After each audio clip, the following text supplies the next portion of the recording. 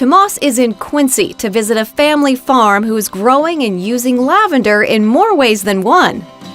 Hey everybody, how's it going? Good morning. I'm Tomas. Tomas, nice to meet you. I'm Julie. Nice to meet you. Hi, it's Tomas, Dave. Julie, her husband Dave, and two of their kids, Chelsea and Matt, started farming lavender a few years ago.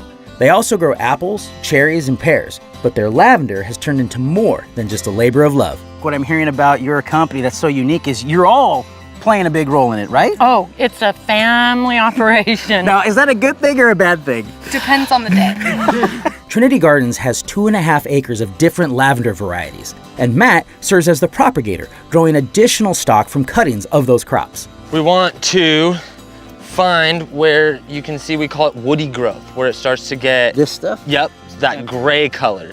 And we find close to there, and you want something close to the leaf right here, because that's gonna be the most vigorous, that's where it wants to grow. That's where the root's gonna wanna sprout. Yes. Okay. So we'll just come in and take a cutting. Matt then puts each cutting into a growing medium, and after careful attention, the cutting will turn into a new lavender plant ready for customers. How many different varieties of lavender is there? Too many to count. Matt's sister Chelsea then showed us how to hand harvest the plants for distilling. So this feels good right about in there. And then just give it a good little cut. And there's my first bunch of lavender. Well Check done. that out. And make sure when you're picking them up too, the bees will still be in there. After loading the piles up, we head to the distilling unit where the lavender is steamed to extract its oil. So is this kind of like a press? Is No, the lavender it's going in there or in there? in here. Okay, So it's a right in steam there. distillation. Oh, So okay.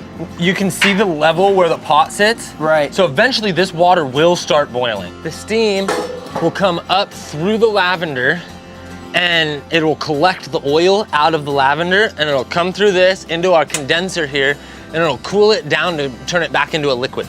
Once we loaded the pot, it was ready to be boiled and go through the steaming process. They let their oil sit for about a year before bottling it up. They've learned that's the perfect amount of time to produce the smooth scent that their customers prefer. This is the hanging room, right? Yes, this is our dry shed. Now, is the dried stuff what will be used for culinary types of lavender? That's a fantastic question, actually. We have different kinds of varieties, as you've seen in the fields, and they can all be consumed.